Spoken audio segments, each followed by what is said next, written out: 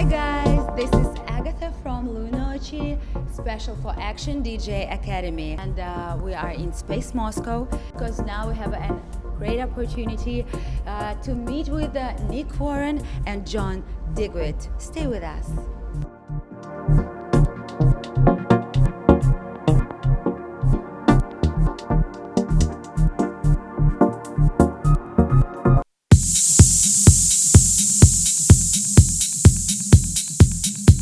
Okay, do you have time to see the city? What do you think about that if you have time?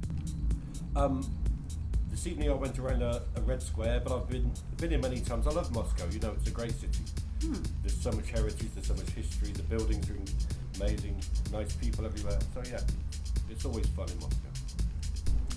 I didn't have a chance to do anything today because I didn't get in till late and then I went to bed.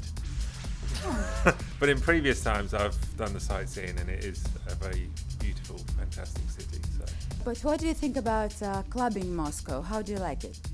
The clubs in Moscow are great. You know, we spend all our lives in clubs every week, and to be honest, most clubs everywhere are pretty much the same. There's a DJ booth, there's people, you know, but then the crowd is what makes a club amazing, and in Moscow they're always good. Lots of energy, people are here for a good time, and it's starting to get a bit colder now, isn't it? So Yeah. I think people are now like, right, let's go out, have a good time. Can I see you on the dance floor, or you prefer to stand on the other line? My dance floor days in nightclubs are finished. So you prefer to entertain now? When I'm working, no. Maybe on a night off, if John is playing, I will be in the dance floor. What DJ has to play for you to dance? Need to be good. They need to be funky. For me, I spend my time in clubs. I don't go to clubs for my night off. I prefer a nice dinner in a restaurant, maybe a movie. Yes, exactly. I can't dance. I'm terrible. I don't believe you. I've got the worst rhythm ever. The crowd could be going that way and there'll be one person going the other way and everyone's like, is he dancing to the last record or the one that's just about to come in? So the reason I DJ'd is because whenever I went to parties and everyone was dancing, I just couldn't dance. So I thought I'm better playing the music. But now as a DJ, you've got to dance, apparently. So I've got to learn to dance. Do you have some secrets to communicate with people who are listening to your music, with people in the club? Do you have some eye connect or something? The best things about being a DJ, I think, is when we are working, we know what's coming next. So we know the next track. So we know that when we bring this in, hopefully the response will be strong. And so every time we bring a new track, we know what's coming next. No one else in the club knows this. So it's a really nice feeling. So you feel like very powered, or? Not powered, it's just fun. It's really good fun. I think what Nick's saying is correct. You do have, it's not power, you have the element of surprise that and the beauty of why DJ culture exploded so much was that the fact that the DJ could change the mood with just one record. So the crowd might not be reacting to something, you just think, I'll play this will get a reaction, and it's boom. So it's literally, you have the ability to manipulate the mood of the night for 1 hour, 2 hours, 3 hours, 4 hours, depending how long you're playing. But also, if you do it well, you can change people's moods throughout that time. And that's the beauty of a good DJ, someone that keeps the crowd. They don't want to leave, they don't want to go to the bathroom, they don't want to get a drink, they're just like locked in. And that is the key to someone that knows how to control the dance floor. I know that your brother is very successful sportsman, a shooter. Yes. Did he teach you to shoot? Or did you teach him to do a good music? I only actually went shooting once and I got 7 out of 10 and I was never allowed to do it again. So, to me, it wasn't something that I wanted to pursue, because I was into music and he was into shooting. So it's nice that we've got two different But you're hobbies. both very successful, and your parents raised two successful sons. So, what did they tell you for you to believe in yourself, maybe to encourage you? Well, actually, my brother was successful from a very early age, and I think the fact that when I was growing up, everyone around was like, "Oh, George, you're doing so well," and then they're like, "Looking, what are you doing?" So it kind of gave me the drive to try really hard. So when I found something I liked, I was like, I'm going to be the best that I can be at this. So it wasn't the fact that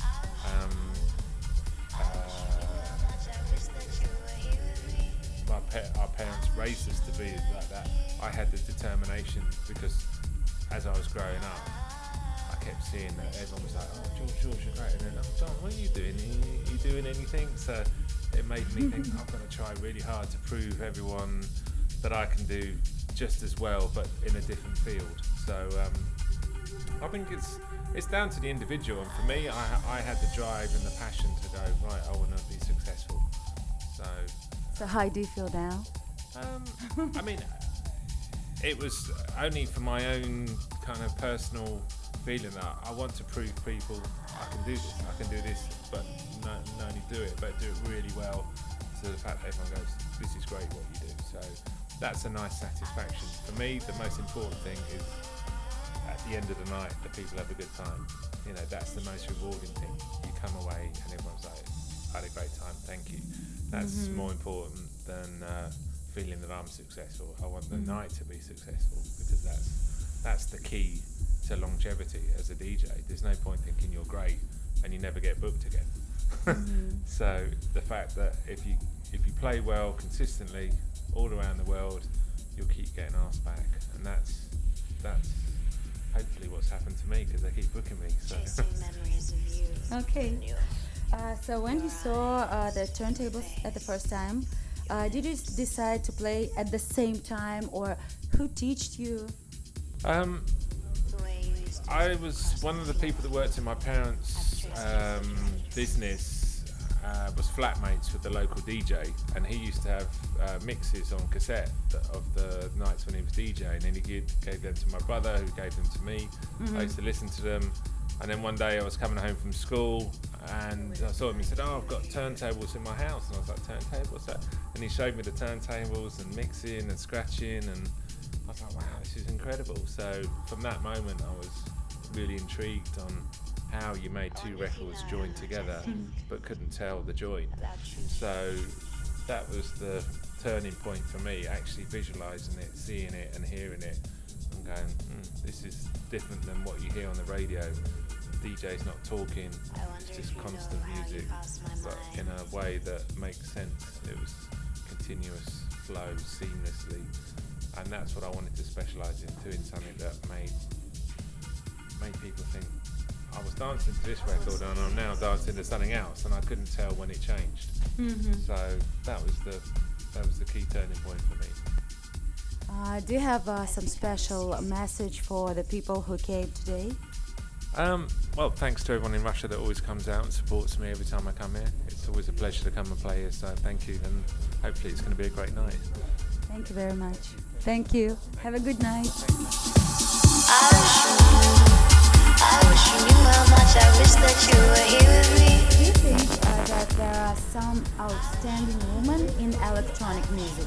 And who are there's they? many outstanding women. Women are very powerful in dance music. Women have done very well in management and agents. Women are tough, you know. Yeah, I know. They're strong. And I think Magda's doing very well. There's many female DJs. I think there needs to be more. You know, we need more good underground female DJs. You know? Who's the most fluent? Oh, I think Magda is the most successful one. But you know, I think in all jobs, it's not easy for women. Most women don't get paid the same in a job. If you have two people working in a store, the woman gets paid less than the men, which is wrong, you know. So in music, I think women should be on the same level as men. Okay. I think that a relationship with music is like a relationship with a woman. Okay. At first you fall in love with her, Sure. then you get to know her, and what is after that? Because I know that your woman, your music, is like a wife already. Sure. But Very then, long way. But then you'll also find that me, I have a very successful and a great woman in my life for a long time now, Real for 10 woman, years. your Yes, wife. of course, yeah. For 10 years we've been together. And she helps me every day with my business and with everything in life. So that's important. But music is an obsession for DJs. We obsess about it. You know, we think about it every day. But DJs are selfish people, you know. When I was younger, I would buy records instead of food. If I had no money, if I had to buy some food, if I only had like the $10 and I had to buy the food or records, I would buy records. You know, so it's an obsession. Do you have muse? Have muse? Yeah. What's a muse? Musa. Someone who inspire you. I think every day inspires me. Not a person. No, I think it's. I think young producers, young kids making music, they inspire me every day. I'm lucky. I get sent music in my email every day on my laptop from producers in Argentina or from Tokyo or from Russia, and you know those are the guys that inspire me. Okay, can you maybe tell me about some rising stars in electronic music? Some names. Guy J, I think is doing really He's a well. rising star, or he's No, already a a star. already, but then. But yeah, who is a rising star?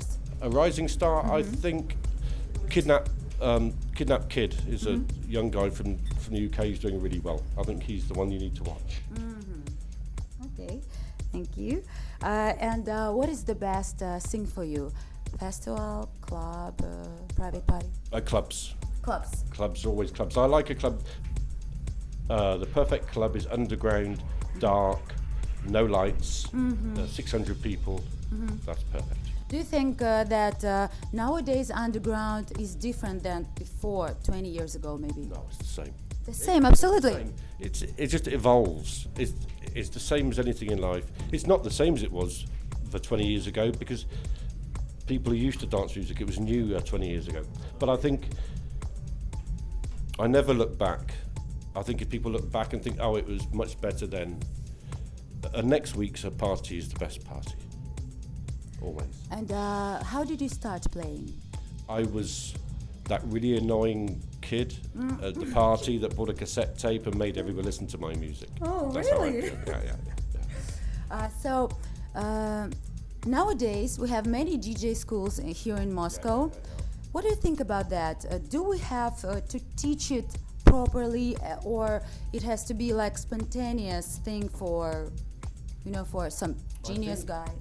The DJ schools are great for people that cannot afford to buy their own equipment, but you can teach people the technical side Absolutely. of how to mix, but you cannot teach them the taste in music.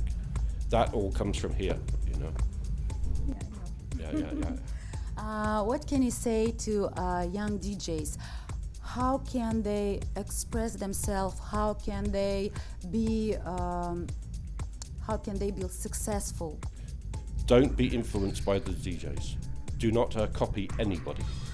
Don't copy people.